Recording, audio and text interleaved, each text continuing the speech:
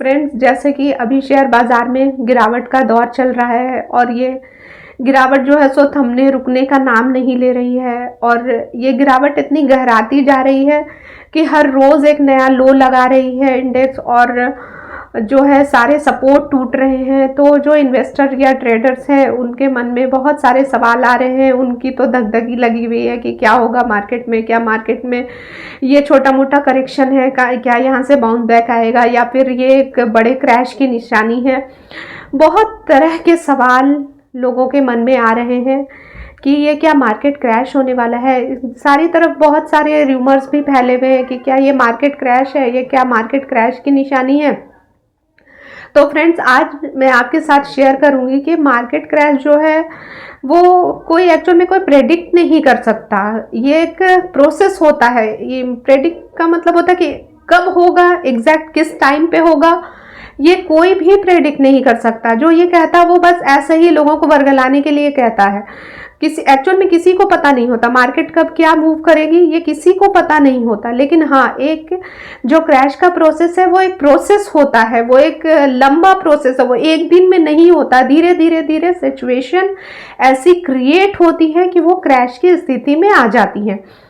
तो आज मैं आपके साथ शेयर करूंगी कि क्या ऐसे डेंजर साइंस होते हैं मार्केट में, कुछ क्या ऐसा दिखता है जब ऐसा लगने लगता है कि हाँ मार्केट क्रैश की तरफ बढ़ रही है, हम मार्केट क्रैश की तरफ बढ़ रहे हैं।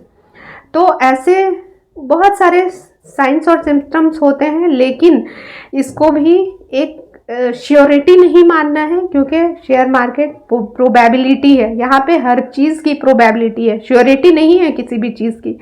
तो बस ये एक जो डेटा के आधार पर, जो एक्सपीरियंस के आधार पे या जो पास्ट में जो हुआ हो उसके अकॉर्डिंग हमें जो डेटा हमारे पास होता है, हम उसके अकॉर्डिंग इस तरीके से एक और डेटा तैयार करते हैं कि हाँ ऐसी ऐसी सिचुएशन में ऐसा ऐसा कुछ होता है। इसका मतलब है कि हमारी मार्केट जो है क्रैश की तरफ बढ़ रही है। तो आज अब वो कौन से सिम्टम्स होते हैं, वो कौन से डेंजर साइंस है जब ऐसा दिखने लगे तो मार्केट क्रैश को बढ़ रही है। तो देखिए, सबसे बड़ा जो साइन होता है कि वो मार्केट ब्रेथ का मतलब होता है कि मार्केट में सब कुछ सही नहीं चल रहा हो।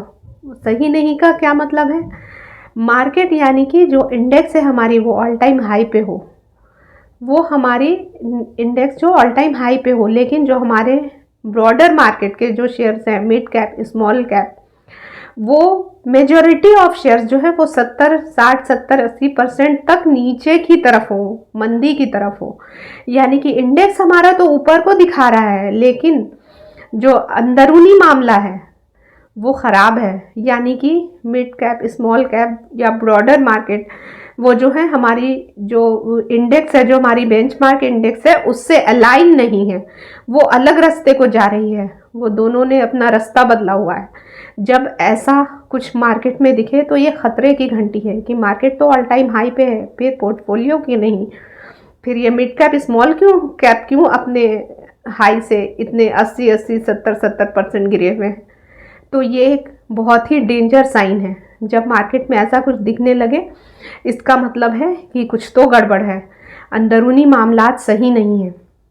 ये एक निशानी है, श्योरिटी तो कुछ नहीं है, यहाँ पे एक प्रोबेबिलिटी है। मैं अपने एक्सपीरियंस और डेटा के हिसाब से आपके साथ शेयर कर रही हूँ, या पास्ट में जो कुछ हुआ है, पास्ट का भी, अब जब भी हुआ हो तब का भी डेटा निकाल कर देख सकते हैं। आप लोगों को भी एक्सपीरियंस होगा, आप लोगों को भी बहुत कुछ समझ आएगा।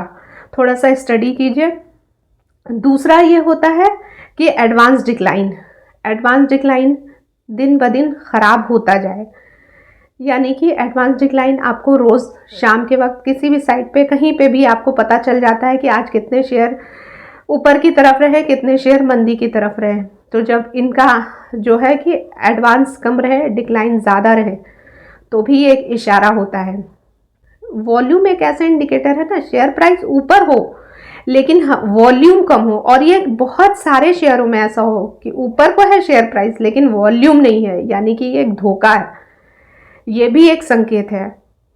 और होता है कि FIIs की सेल की फिगर वो रोज़ाना आ रही हो, डेली, वो बिना रुके बेचे चले जा रहे हो, मार्केट से पैसा निकलता ही जा रहा हो, यानी कि जब मार्केट से रोज़ाना पैसा निकलेगा डेली बेसिस, तो मार्केट तो क्रैश होगी ही, मार्केट तो कैसे रुकेगी। और एक होता है कि रुपया कमज़ोर होना, और हमारा जो रुपया है वो दिन ब दिन वीक होता जा रहा है। और चूंकि एफआईआईज की सेलिंग दिन ब दिन बढ़ती जा रही है, और एफआईआईज जितना सेल करते हैं रुपया और कमज़ोर होता है, रुपया कमज़ोर होता है तो वो और सेल करता है। ये लूप है, ये एक चेन है। एफआईआईज की सेलिंग और हमारी जो करेंसी है, इन दोनों के बीच एक कोरिलेशन है। एफआईआई सेल करेंगे, रुपीज़ वीक होगा, रुपीज़ वीक होगा तो वो और सेल करेंगे। किसी दिन मैं इसका जो कोरिलेशन है वो आपके साथ इस पे स्पेसिफिक वीडियो बना के आपके साथ शेयर करूँगी। तो ये एक रीज़न होता है रुपये का कमज़ोर होना, एफआईआई का सेलिंग, ये एक बहुत ही मेजर कारण हो सकता है। और ये होता है क्रूड ऑयल का प्राइस बढ़ना। जब क्रूड ऑयल का प्राइस बढ़ता है तो ये भी एक संकेत होता है। और एक होता है विक्स जब बढ़ता ही जाए, रोज़ बढ़ता ही जाए। विक्स जो है ये मार्केट की जो है सेंटिमेंट्स बताता है, मार्केट के हालात बताता है कि मार्केट में क्या चल रहा है, यानी कि डर का माहौल है। विक्स बढ़ने का मतलब है कि डर का माहौल है, बाजार में अनसर्टेनिटी है, लोग बेचकर भाग रहे हैं। और जब विक्स नॉर्मल है इसका मतलब बाजार में सब कुछ नॉर्मल चल रहा है। विक्स बढ़ता रहे, क्रूड ऑयल बढ़ता रहे, करेंसी वीक रहे, ये सारी चीज़ें। और एक रीज़न और एक जो है प्रोबेबिलिटी होती है कि जो इंडेक्स है वो तो हाई पे रहे, वॉल्यूम भी हाई है, यानी कि हमारा जो इंडेक्स है वो ऑल टाइम हाई पे है और वहाँ पे हाई वॉल्यूम भी जनरेट हो रहा है। ऐसा नहीं कि वॉल्यूम कम से, कभी कभी लगता है कि वॉल्यूम कम है, हाई ये है, लेकिन हाई पे है हमारा इंडेक्स, वॉल्यूम भी हाई पे है, लेकिन वो आगे को नहीं बढ़ पा रहा है, यानी कि ऑल टाइम हाई को क्रॉस नहीं कर पा रहा है। जब ऑल टाइम हाई को जा रहा है वहाँ से पिटाई होकर वो नीचे आ जा रहा है। ये एक बहुत बड़ा संकेत हो सकता है कि मार्केट ऊपर जाने नहीं जा रही है, वहाँ से वापस से सेलिंग आ जा रही है, जो कि क्रैश का एक संकेत हो सकता है। फ्रेंड्स, ये सारी चीज़ें जो मैंने आपके साथ शेयर की, ये सिर्फ एक प्रोबेबिलिटी है, ये एक संकेत है, ये एक श्योरिटी नहीं कि जब ऐसा मार्केट में हो जाएगा तो क्रैश आ ही जाएगा। नहीं, शेयर मार्केट में कोई भी चीज़ श्योर नहीं होता। हम लोग डेटा के आधार पे और पास्ट में जो कहते हैं ना कि हिस्ट्री रिपीट्स इटसेल्फ, तो हम जो हिस्ट्री में जो पास्ट में जो हुआ है उसके अकॉर्डिंग एक अंदाज़ा लगाते हैं, एक प्रोबेबिलिटी का वो बनाते हैं कि हाँ ऐसा होगा तो ऐसा हुआ होगा। हर बार सिचुएशन अलग हो सकती है, लेकिन मेजॉरिटी ऑफ केसेस में ऐसा होता है।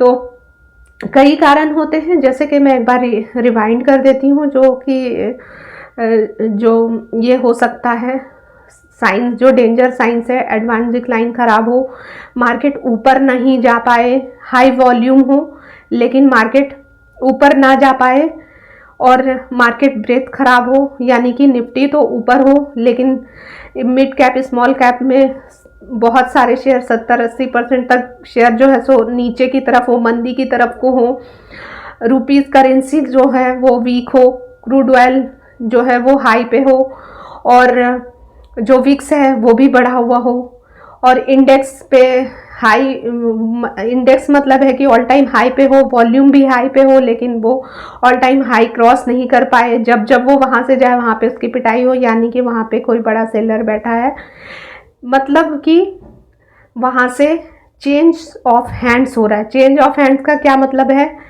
कि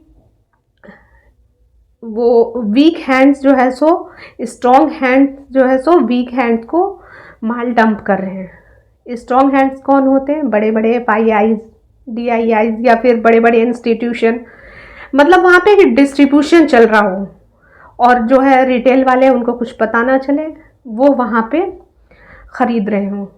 तो ऊपर मार्केट को ऊपर तो बड़ी मछली लेके जाती है ना, जो मार्केट की जो बड़ी बड़ी जो इंस्टीट्यूशन है या एफआईआईज हैं, तो जब वही सेल करेंगे तो मार्केट ऊपर नहीं जाएगा।